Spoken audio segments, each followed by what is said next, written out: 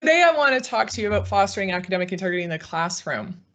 And I want to start by reminding us of the social contract that the global higher education system has with our society. Our moral obligation, one might say. So what is this social contract? We promise to develop and certify the next generation of hopefully ethical citizens and professionals. And society depends on the output of higher education institutions. Employers depend on them. We depend on them for people representatives, aka politicians, who are supposed to be taking care of us. Teachers, leaders. We often cite higher education as a way to grow the economy, and so on and so on. But there's a supply chain behind that social contract, what I call a moral obligation supply chain. And it looks like this. To fulfill that social contract, we have to do a whole lot of things that aren't on the slide. But for the purposes of this talk, I wanted to narrow it down to the key outputs, the deliverables, if you will. So first, in order for the institution to certify knowledge and abilities, instructors have to design fair and honest assessments. Then students have to fairly and honestly demonstrate their learning through those assessments. Instructors have to fairly and honestly assess student learning as demonstrated, and only then can the institution fairly and honestly certify the student's knowledge and abilities. There's a whole bunch of points in this chain where things could go wrong, including at the end there.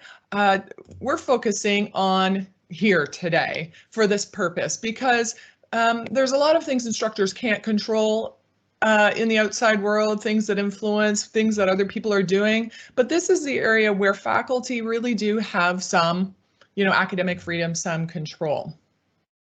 So when higher education institutions realize that they're failing in this moral obligation supply chain, they typically turn to blame the students, right? Well, students aren't trying, students aren't engaged, students aren't coming to us prepared, or students are cheating. And all or some of that may be true. It's a complicated issue, but it's a mistake to only focus on students alone. I've spent the last 12 years of my professional life encouraging higher education institutions to stop asking, why are students cheating? And how can we stop them? I want people to stop asking that question, those two questions. And why do I want higher education institutions to stop asking these questions? Well, the truth is, students cheat for all sorts of reasons. They certainly will cheat, and all of us will make bad ethical decisions under stress and pressure.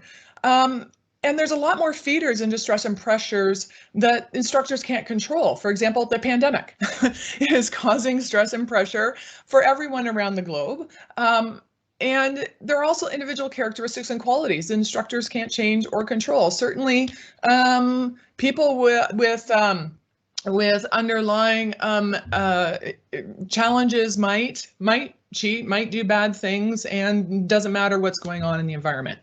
But everything else on the list, look at everything else on this list. There's lots of things the instructor can do to mitigate the other influences of why students might cheat. So I don't focus on the things that instructors can't change, right? There's things that your higher education institution should be doing. That's a talk that I might give to the administrators. But my focus today is what can faculty do to foster academic integrity in the classroom? And one of the most important things to remember is students are human beings, and your goal is not to control them or their behavior. Your goal is to ask yourself and figure out, how can I best facilitate and assess learning? Not why are students cheating and how can I stop them, but how can I best facilitate and assess learning? And the great news is that the things that are good for learning are also good for integrity. When thinking about learning, you're thinking about minimizing cheating from an educator's perspective, rather than the perspective of a cop or a detective or a judge, which is not what you signed up for. So how do you do that? Well, this is what I call the teaching and learning approach. And I first talked about this in my 2008 book. And then I followed up with that in 2017 to connect, to kind of expand on that and to connect what we know from research to practice. And today I'm just going to focus on these 4 areas, and I'm not even able in the time I have with you to dive deeply into each of these 4 areas. There's so much to talk about, but I'm choosing a necessary focus. And before I get into these, I want to make sure we understand that none of these are silver bullets. Cheating arises for complicated reasons, and so the solutions too must be nuanced, complex, and multifaceted. And one more thing to say about the ideas presented here. These are not my ideas per se. They came from research on learning, from research on cheating. What is my idea is pulling them together and communicating them, hopefully in a way that translates to practice. So I'll give you some sample citations on each side, but really the majority of citations for these ideas you can find, particularly in the 2017 article. And I refer you to that for really the background research on why I'm telling you the things that I'm telling you. So let's go to the first prong of the teaching and learning approach. Fostering a mastery-oriented environment. This is what I call an advanced strategy for attending to integrity. So when I'm working specifically with instructors in my institution, I'll assess where they are along the continuum of entry-level strategies, intermediate strategies, or advanced strategies. Because we want to start people somewhere, and this is really an advanced strategy. So an entry-level strategy might be making sure you have something about academic integrity in your syllabus, like a canned statement that the institution gave you and told you to put into your syllabus. Okay, that's fine. That's an entry-level strategy. It takes you little time and it takes you no extra knowledge. And then there's kind of the intermediate strategies, which will take you a little bit more time, but you really still do have the knowledge to do it. So an intermediate strategy of that integrity statement in your syllabus might be creating your own integrity statement and creating your own talk about academic integrity. And I'm going to talk about that in a little bit. And then advanced strategies are really about changing your teaching, changing your course design, changing your assessment designs, changing the way you show up in class. And so this mastery-oriented environment is at that advanced stage.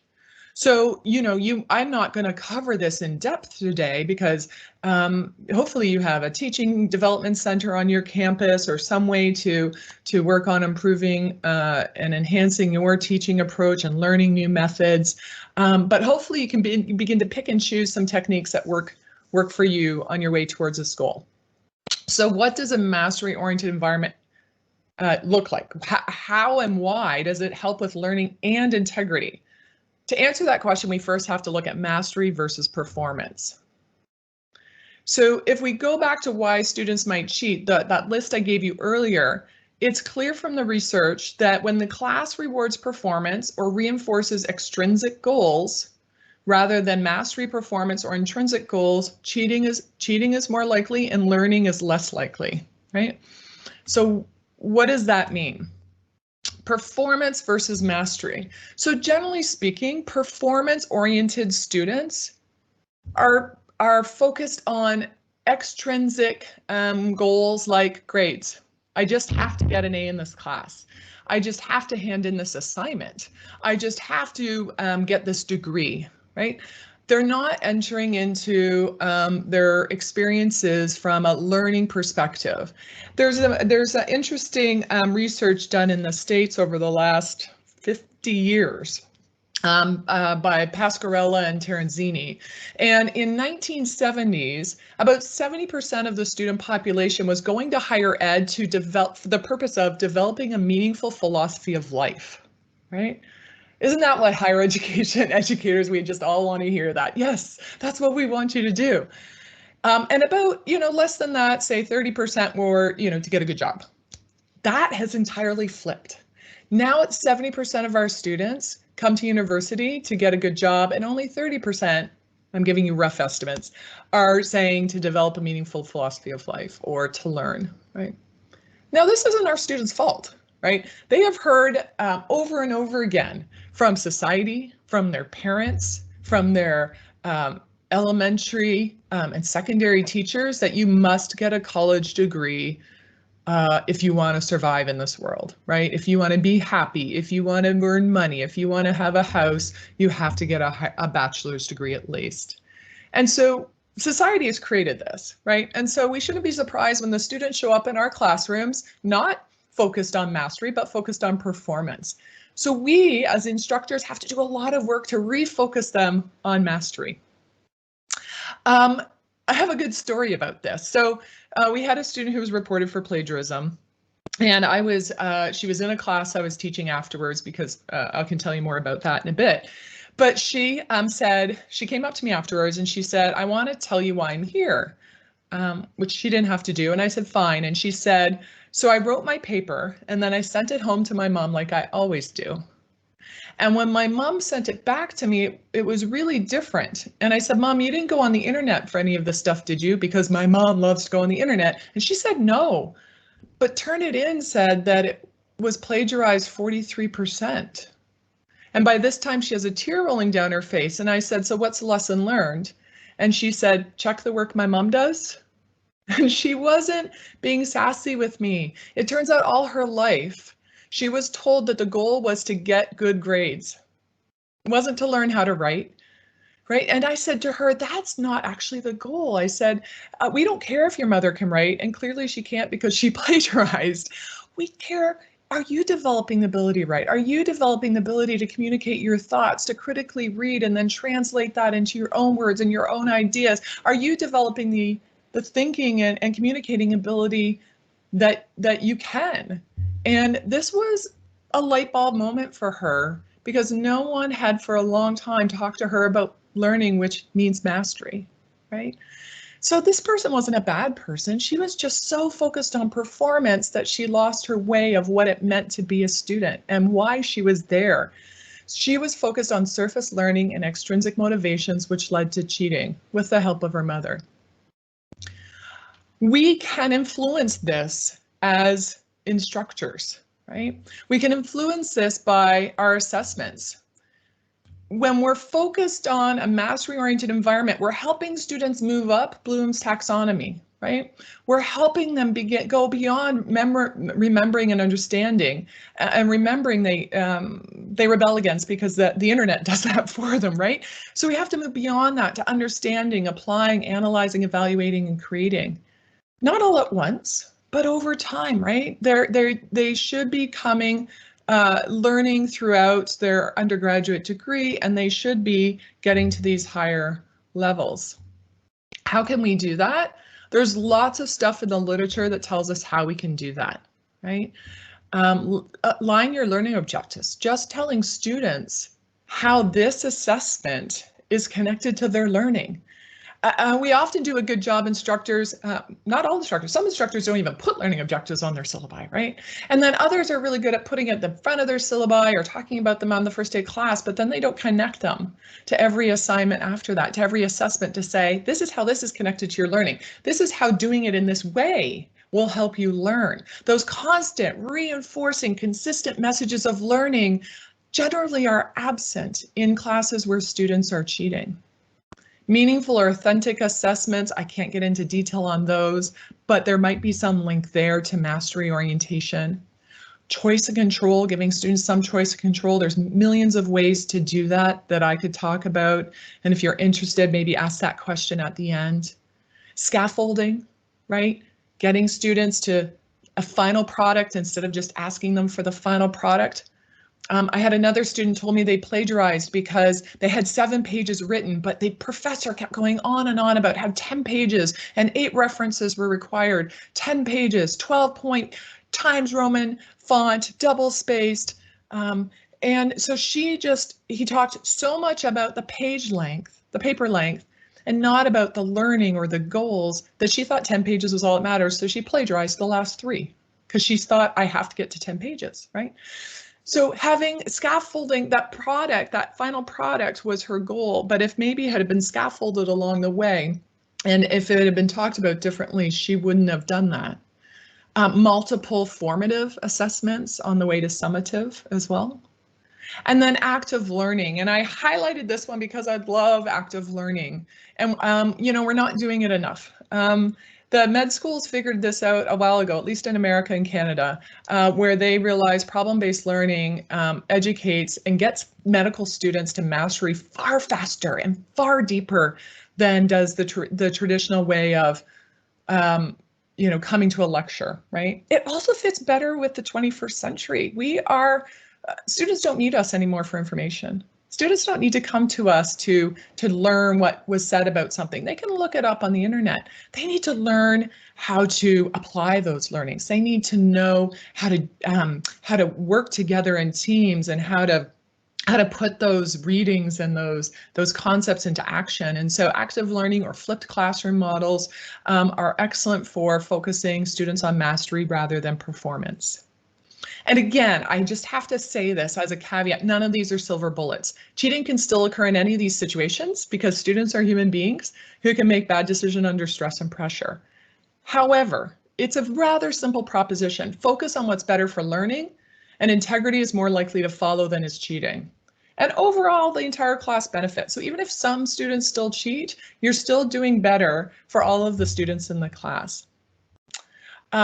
I could spend a whole day workshop on fostering a mastery-oriented environment, but that's not what we're here to do. So I'm going to move on to the 3 other things that you can and should consider doing. So the second one is communicating integrity in action. So we know that values only live in our society if we talk about them and act according to them. If you're not talking about integrity with your students, then they think integrity doesn't matter to you. And if you think, like many higher education instructors think, I shouldn't have to talk about integrity because they should already know, get over that. Sure, people know that they should behave ethically and with integrity, but people are complex. And like I said, they make bad decisions under stress and pressure. And they're surrounded in the media by bad examples of integrity every single day. And so we have to make more salient the messages of integrity than those messages of dishonesty. Another way of saying it is you have to provide your students with a countercultural message because they don't hear about integrity in action in the media, in their lives. They only hear about, bad behavior. So how can you do that? Some really simple ways. And the key reason to do that beyond, reminding them that integrity matters is it's really easy for people to disassociate their actions from their identity. So people, human beings, are very good at, we might say, neutralizing and rationalizing our behaviors so we can still consider ourselves to be a good person while doing bad things. Think about the last time you told a lie to somebody, right? I'm sure most of you have told a lie, even if it's just a white lie. And you were able to rationalize and neutralize that to make yourself feel better about what you knew was a lie and what you knew was dishonesty. And it's really important to communicate to the students because you want them to connect their identity, their desire to be an integrous person with their actions. It's really important for you not to frame this as a problem. Academic integrity is not a problem. It's not misbehavior, it's not misconduct, it's not students behaving badly, it's not a policy, it's not the rules. It's none of these things, right? We tend to talk about it as if it's the opposite of cheating, but it's not. It's an aspiration. It's what one ought to do. It's a competency, a way of being, a way of doing that we want to develop in ourselves. And it takes constant practice because it takes courage to uphold the values of academic integrity, which is honesty, trustworthiness, respect, fairness, and responsibility. It takes courage because it's often difficult to do that. I might often be giving up something, like a grade that I want, by acting with integrity. So it is a difficult thing. It's not a simple thing. And so we want to talk about it. We want to help students remember that they care about integrity, remember that they care about being fair to others and having people be fair to them. And it's been proven in the research that integrity reminders can work. So Dan Ariely in particular has done some really fascinating research where, if you just remind students of morality, even if it's not their morality, like the cheating goes down, right? And those are in labs and those are in experimental settings, but it's also been shown to work in honor code schools and in classes with honor codes. So integrity reminders can take all sorts of forms. It can just be a class code of ethics or statement of values, preferably one you develop with your students. If you have your students work in teams, have them create a code of ethics for their teams that can not only help with integrity, but really cut down on the issues that you have to deal with as the instructor for students who are working together on teams. And certainly then help students affirm their integrity on every assessment that they submit.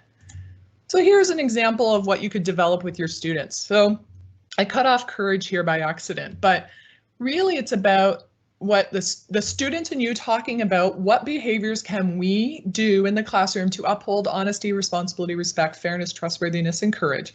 And it's, again, not just about the students, but what the instructional team will do as well. And when you have that conversations with the students, they will come up with the same things that you would have told them are the rules. They're going to say, come to class prepared, fellow students, do the readings, show up on time. Don't be on, your social media while you're supposed to be in class paying attention.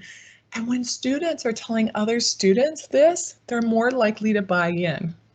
When they feel like it's part of a community expectation rather than the authority figure telling them they have to do it, they're more likely to buy in. But you have to be right there along with them, right? You have to be showing up with honesty, responsibility, respect, fairness, and trustworthiness, and courage as well. And that leads me to my next point, which is improving instruction. And if you recall back to the list, instruction being perceived to be poor can lead to cheating. And notice that it's perceived to be. So you might not think your instruction is poor, but if your students perceive that it's poor, it could still lead to cheating. So why is that? Well, there's a decreased motivation for learning when instruction is perceived to be poor. I can't imagine that there's a single person in the audience today that has sat through a lesson, a class, and not been bored out of your mind. Hopefully it's not this presentation or this lesson that you're bored out of your mind, but we've all been there. Your mind waters. Oh, think about the last meeting you were in where you pulled out your cell phone and you were doing something other than engaging in a conversation with your colleagues, right?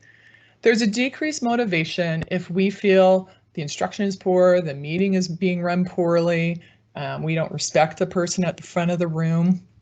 All of those things, think about your own experiences, all of those things play into a part.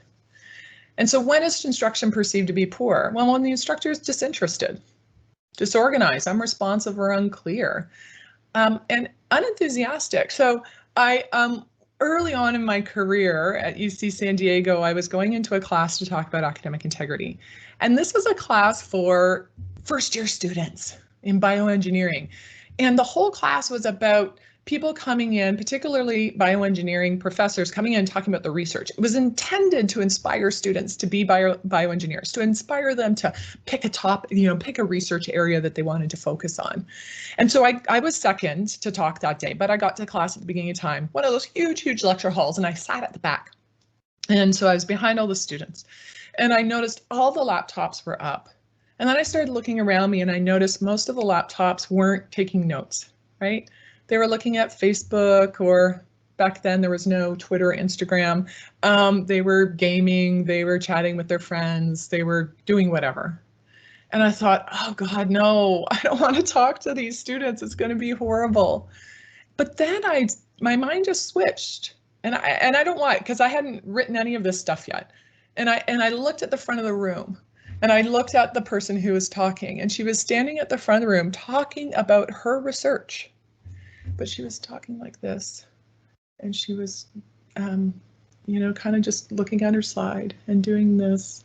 And it was really flat, and it was really unenthusiastic, and it was really disengaged from the audience, right? And so I sat through that, and then I walked up to the front of the classroom, and I was different than that. And I started to see laptops close. And I'm not saying that I'm a perfect presenter, but what did I do? What did I do? I showed up and I seemed like I was enthusiastic about what I was doing. I talked to the students. I looked them in the eye. And that just goes a long way. And I'm not saying we have to be entertainers, right? I'm not saying we have to do song and dance. I know a lot of faculty kind of revolt about that. But if you're not enthusiastic about your own topic that you're teaching, if you're not enthusiastic about teaching, then the students are going to know that, right? So that is the simplest thing you could start to do, is just being more enthusiastic about what you're doing. And we're all going to have bad days. I'm not saying that, but just in general, right? Being consistently reliable, being someone the students can depend on. And being clear and specific. So I want to just follow up on those two specific things. So role modeling integrity, right? If we want students to cite their sources in their papers, we better darn well cite our sources on our lecture slides. We had a student who was reported for plagiarism. And she said, no, I didn't plagiarize. I used my notes from high school because I had, been taught this concept before or read this book before. And so I went back to my notes in high school.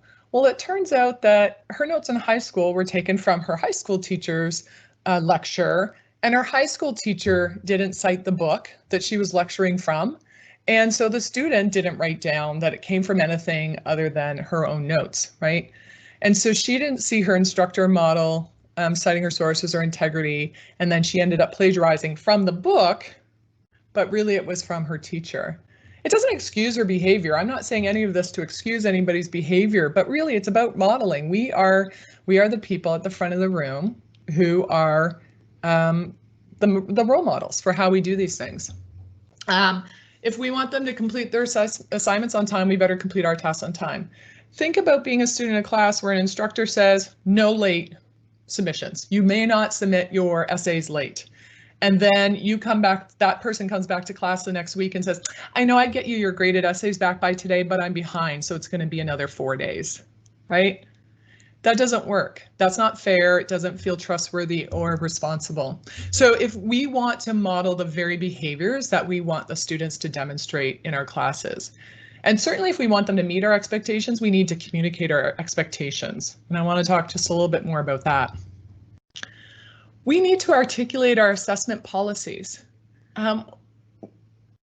Beyond creating a mastery-oriented environment and communicating about integrity, we need to be very, very clear in order for our instruction to be perceived to be good.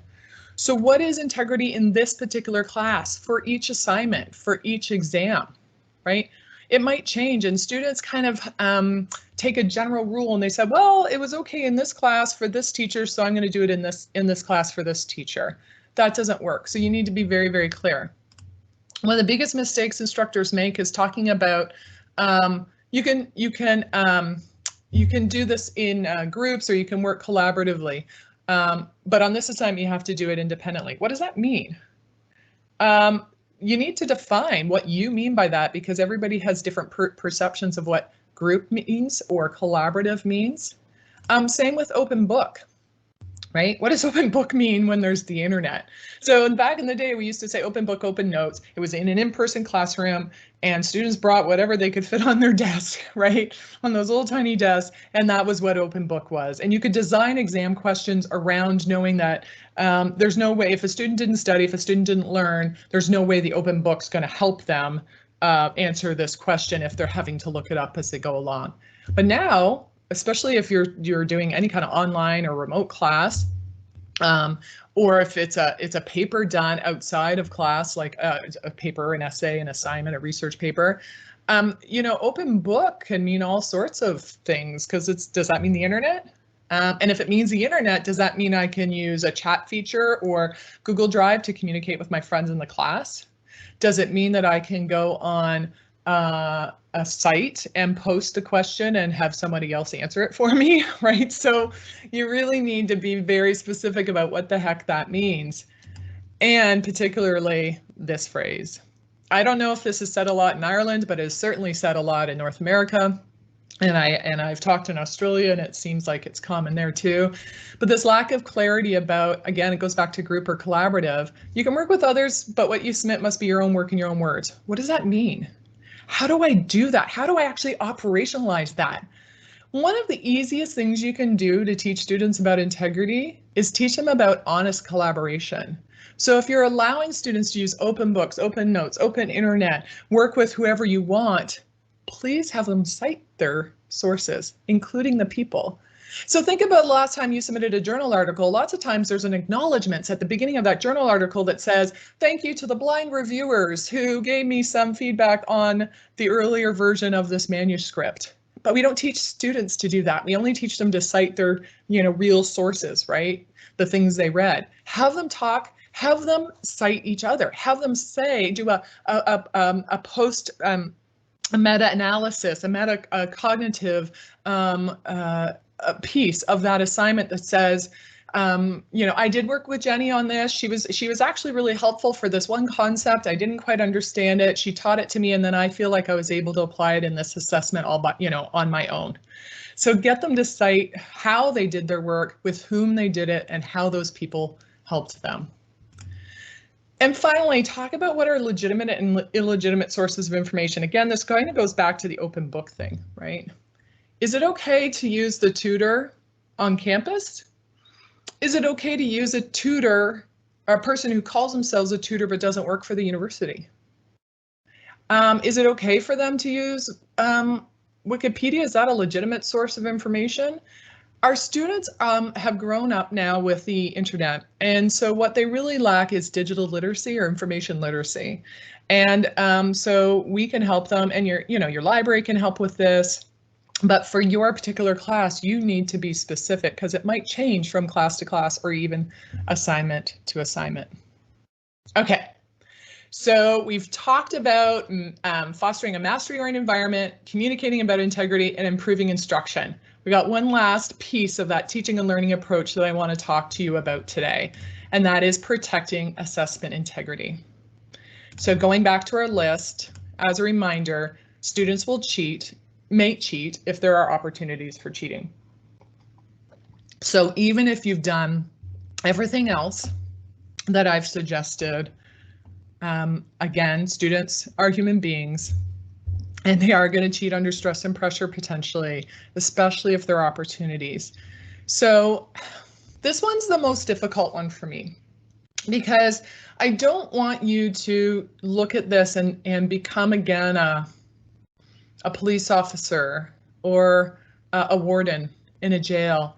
There's a story that back in the day, you know, with that important test that existed in China for people to advance, they used to put them in jail cells with the exam and a pencil, so to minimize the opportunity to corrupt the exam, to cheat on the exam. We don't want to go there, right? We don't want our higher education institutions to become sites where we're frisking students on the way in the door to make sure they have no spyware on them to get their answers fed to them. We don't want to reduce opportunities so much that what we're telling society is that our students didn't cheat because they didn't have the opportunity, versus our students didn't cheat even though sometimes they had the opportunity, but they had some moral self-regulation to stop themselves. Because let's face it, once they're out there in the real world, there's going to be plenty of opportunities for them to be corrupt. And so our goal is not to develop citizens who only resist cheating when there's somebody watching them. But here's the tension. We can't overly tempt students with opportunities for cheating in high stress situations. So think about in-person exams. We tell them not to look on their neighbors' exams, and then we pack them in like sardines in a classroom, right? And so we have to do something. So it's a balance, and this is the tension that you have to resolve for yourself. But what can you do to reduce opportunities without kind of creating a technological arms race with the students or getting into a non-educative model? Well, you can make good assessment choices, right? So some of those things we talked about earlier, formative quizzes and exams as warm up to summative assessments. Consider open notes with acknowledgement of sources, but then of course you've got to write really good questions that are not at the lower level of Bloom's taxonomy. Consider oral assessments or assessment follow-ups to written pieces, right? And this depends again on the size of your class. If you have 400 students in your class, you can't maybe do this, although there's going to be a little project at UC San Diego this year testing this model. Can we scale up oral assessments? Use your LMS features, right?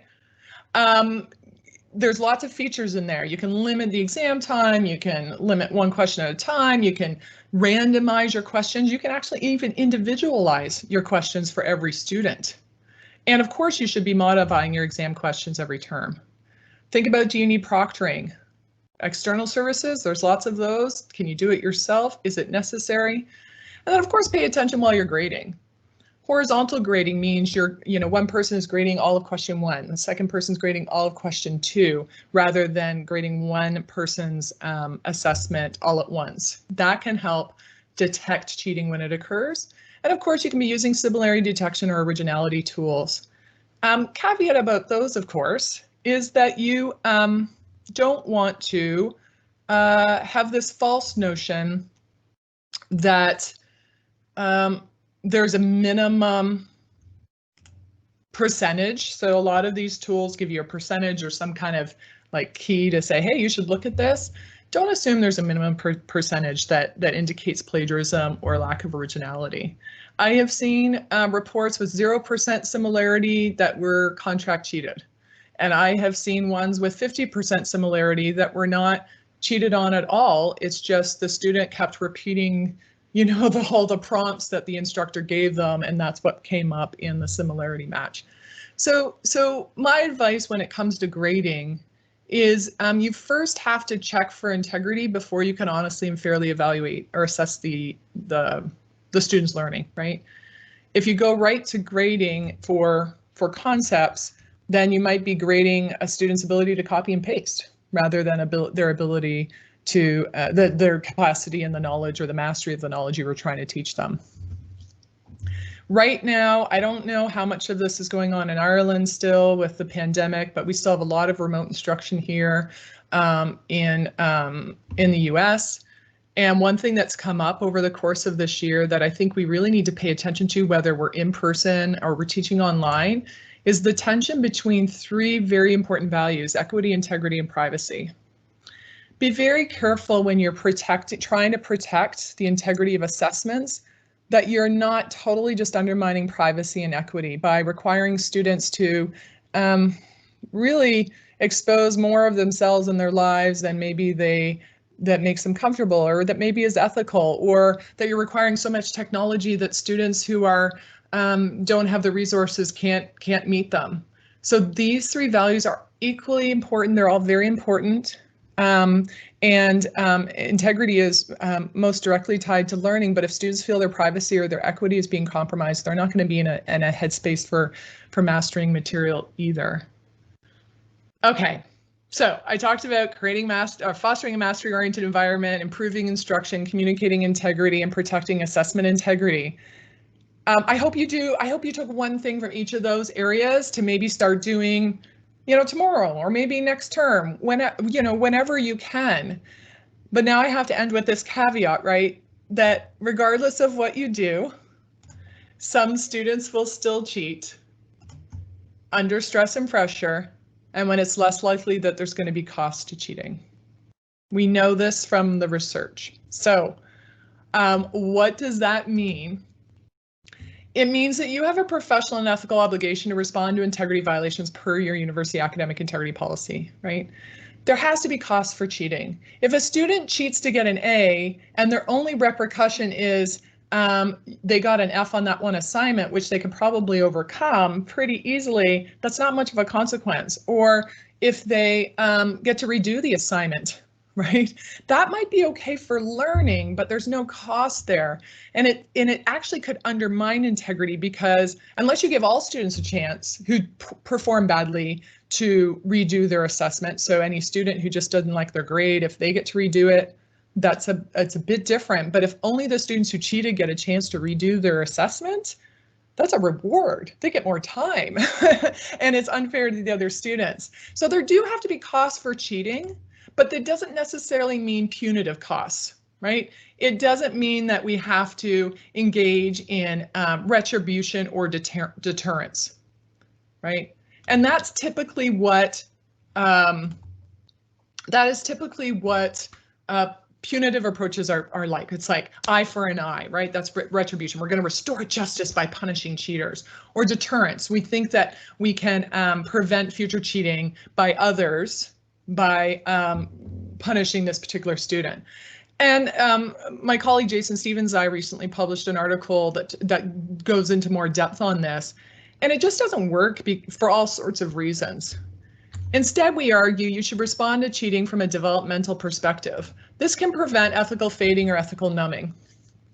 Right? So if I cheat and I get away with it, then I start to think, oh, I can get away with it again and again, and it does permeate and change the culture of the institution, right? Think about this in your own life. Again, everybody's speeding, so then it reduces this like notion that speeding is against the law. Or people run stop signs, and if everybody in your neighborhood's running stop signs, you start to think, I guess, you know, stopping at stop signs doesn't matter, right? So we do have to respond when it occurs. It can form our students' moral mindset. Students are still morally developing. The traditional age student, 17 to 21, is still morally developing, and responding is like, frankly, you think about it as being a parent, right? If your child did something that you thought was unethical, you would respond, not because you're trying to punish them or because you don't like them or because you don't respect them, but because you do, because you want to help them grow and develop as an ethical citizen and professional. And frankly, we want to respond to cheating developmentally because it's aligned with our mission of our educations, of our institutions, which is higher education, right? So when we're responding to cheating, we want to approach that response from the point of view of how can we best facilitate and assess learning from the cheating. I call that leveraging the cheating moment, right? Leveraging the cheating moment for a teachable moment. And one way of thinking about doing that, and this is how we frame how we do it here at UC San Diego, is using the experiential learning theory, right? So if you think about cheating as the experience the student had, and we program in some reflection for them, some chances for them to like think about it more broadly and to generalize it to other situations, other scenarios, and then teaching them ways to think through those scenarios, new ways of contemplating ethical dilemmas, ethical situations, how to respond to right and wrong situations, and then we have them actively experiment with those new ways. Maybe they can learn from cheating. And we've now taken a student who might not have been a great ethical doctor because they cheated their way through school, but now they're going to be a more ethical doctor because they've thought more about ethics than they did before. So doing all of those things, right? If we foster our mastery-oriented environment, if we improve instruction, if we communicate integrity, and we, of course, protect integrity assessments, but even then still respond to cheating when it occurs, then we can protect this moral obligation supply chain to the best of our abilities. It won't be perfect, but at the very least, we can say that it's more likely than not that we're certifying actual students' knowledge and abilities at the end of it than we're not. And that is my time, and I welcome any questions or discussion that you want to have.